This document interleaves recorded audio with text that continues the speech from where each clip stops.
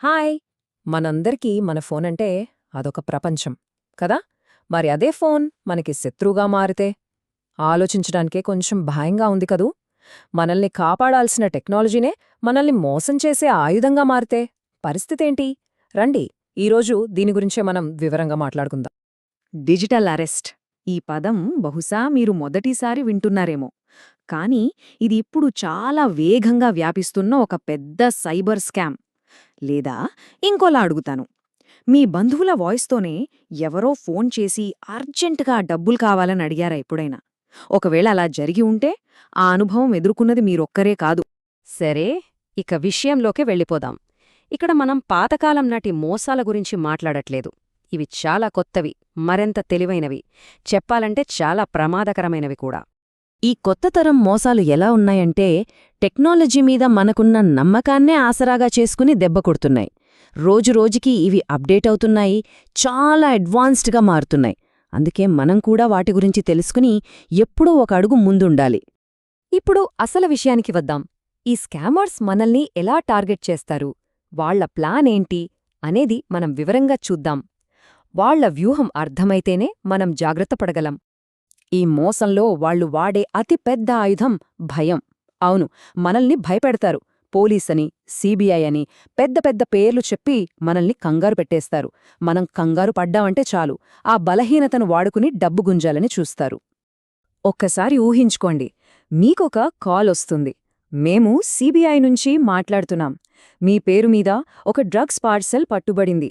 మీరు ఇప్పుడు ఆన్లైన్ అరెస్ట్లో ఉన్నారు అని చెప్తారు. ఇవి అక్షరాల ఒక బాధితుడికి వాళ్ళు చెప్పిన మాటలు. ఇలాంటి మాటలు వినగానే ఎవరికైనా గుండె ఆగినంత పనవుతుంది. కానీ సరిగ్గా ఇక్కడే మనం ధైర్యంగా, అప్రమత్తంగా ఉండాలి. ఇక్కడ ఒక్క విషయం, చాలా చాలా ముఖ్యమైన విషయం మనం గుర్తుపెట్టుకోవాలి. ఇది ఒక గోల్డెన్ రూల్ అనుకోండి. ఈ ప్రభుత్వ అధికారి, వాళ్ళు పోలీస్ అవ్వచ్చు, సిబిఐ అవ్వచ్చు, ఎవ్వరూ మిమ్మల్ని వీడియో కాల్ చేసి అరెస్ట్ చేస్తున్నామని చెప్పరు. అస్సలు చెప్పరు. ఈ ఒక్క పాయింట్ మీ మైండ్లో ఉంటే చాలు, ఈ స్కామ్ నుంచి ఈజీగా బయటపడచ్చు. ఇక రెండో రకం మోసం, ఇది ఇంకా ప్రమాదకరమైనది. అదే ఏఐ డీప్ ఫేక్స్. అంటే ఏంటంటే ఆర్టిఫిషియల్ ఇంటెలిజెన్స్ ఉపయోగించి మీ ఫ్రెండ్స్ లేదా మీ కుటుంబ సభ్యుల ముఖాన్ని, వాళ్ల గొంతుని అచ్చుగుద్దినట్టు సృష్టించి వాళ్లే వీడియో కాల్ చేసినట్టు నమ్మిస్తారు. ఏదో పెద్ద ఎమర్జెన్సీ అని, అర్జెంటుగా డబ్బు కావాలని అడుగుతారు. చూడ్డానికి అచ్చం మనవాళ్లలాగే ఉంటారు, కానీ కాదు. మంచి ప్రశ్న కదా. వాళ్ళంత నిజంగా కనిపిస్తున్నప్పుడు మరి ఏది నిజం, ఏది అబద్ధం అని ఎలా గుర్తుపట్టాలి? డోంట్ వరీ, దానికి కూడా ఒక సింపుల్ టెక్నిక్ ఉంది. దీనికి మనం హ్యాండ్ వేవ్ ట్రిక్ అని పేరు పెట్టుకుందాం. ఏం లేదండి, వీడియో కాల్లో ఉన్న వ్యక్తిని వాళ్ల ముఖం ముందు ఒకసారి చెయ్యి అడ్డంగా ఊపుమని చెప్పండి, అంతే. ఏఐ టెక్నాలజీకి ఈ సింపుల్ మూవ్మెంట్ని సరిగ్గా చూపించడం చాలా కష్టం. చెయ్యి బ్లర్గా కనిపించడం లేదా ముఖంలో కలిసిపోవడం ఇలాంటివి జరుగుతాయన్నమాట. డీప్ ఫేక్ని పట్టేయడానికి ఇదొక చిన్న కానీ చాలా పవర్ఫుల్ టెస్ట్. ఇప్పుడు మూడో రకం మోసం, ఇది చాలా కామన్.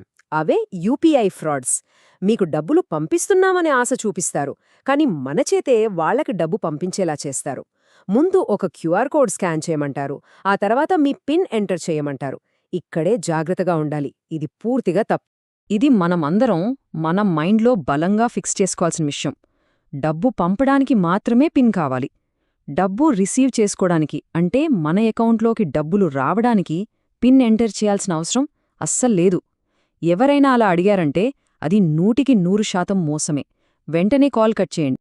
ఇప్పటిదాకా మనం సమస్యల గురించి మాట్లాడుకున్నాం. సరే, మరి పరిష్కారాలేంటి? మనల్ని మనం ఎలా కాపాడుకోవాలి? మన డిజిటల్ షీల్డ్, అదే మన డిజిటల్ కవచమేంటి? ఇప్పుడు చూద్దాం. ఈ 4 సూత్రాలు చాలా చాలా ముఖ్యమైనవి. 1. తెలియని వాళ్లు పంపిన లింక్స్ అస్సలు క్లిక్ చేయొద్దు. 2. మీ ఆధార్ బయోమెట్రిక్స్ లాక్ చేసుకోండి. దీనివల్ల మీ వేలిముద్రలను ఎవ్వరూ దుర్వినియోగం చెయ్యలేరు. 3. మీ సోషల్ మీడియా, బ్యాంకింగ్ యాప్స్ అన్నింటికీ 2 స్టెప్ వెరిఫికేషన్ ఆన్ చేసుకోండి.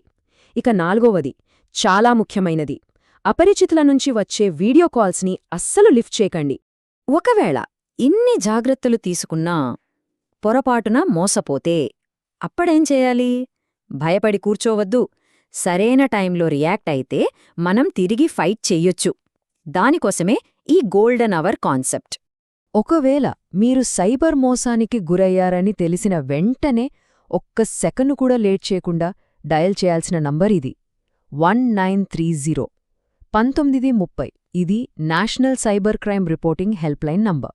ఫోన్ చేయలేని పరిస్థితిలో ఉంటే ఆన్లైన్లో కూడా కంప్లైంట్ ఇవ్వచ్చు. ఆ వెబ్సైట్ అడ్రస్ www.cybercrime.gov.in. ఇక్కడ జరిగిన మోసం గురించి పూర్తి వివరాలు ఇచ్చి ఫిర్యాదు చేయొచ్చు. అసలు ఈ గోల్డెన్ అవర్ అంటే ఏంటి? మోసం జరిగిన తర్వాత మొదటి గంట లేదా 2 గంటల సమయం చాలా కీలకం. ఈ టైంలో మనం కంప్లైంట్ చేస్తే అధికారులు వెంటనే ఆ డబ్బుని ఫ్రీజ్ చేసే ఛాన్సెస్ చాలా ఎక్కువగా ఉంటాయి.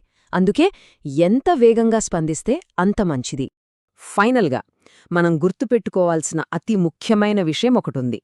టెక్నాలజీ పెరుగుతున్న కొద్దీ మోసాలు కూడా కొత్త కొత్త రూపాల్లో పుట్టుకొస్తూనే ఉంటాయి. వాటన్నిటినీ ఎదుర్కోవడానికి మన దగ్గర ఉండాల్సిన అతి పెద్ద ఆయుధం ఒక్కటే. అవును, అవేర్నెస్, అవగాహనే మన అసలైన ఆయుధం. ఈ మోసాల గురించి మనకు ఎంత ఎక్కువ తెలిస్తే మనం అంత సేఫ్గా ఉండగలుగుతాం. ఈ నాలెడ్జే మనకు, మన కుటుంబానికి ఒక రక్షణ కవచం లాంటిది. ఇప్పుడు చివరగా ఒక్క ప్రశ్న. ఇప్పుడు మనం తెలుసుకున్న ఈ విలువైన సమాచారాన్ని ఎవరితో పంచుకుంటారు? మీ ఫ్రెండ్స్తోనా? మీ ఫ్యామిలీ మెంబర్స్తోనా? ముఖ్యంగా మన ఇళ్లల్లో ఉండే పెద్దవాళ్లతో, టెక్నాలజీ అంతగా పరిచయం లేని వాళ్లతో తప్పకుండా షేర్ చేసుకోండి. ఎందుకంటే మనమందరం కలిసికట్టుగా ఒకరికొకరి సహాయం చేసుకుంటేనే ఇలాంటి డిజిటల్ మోసాలని ఆపగలం. జాగ్రత్తగా ఉండండి.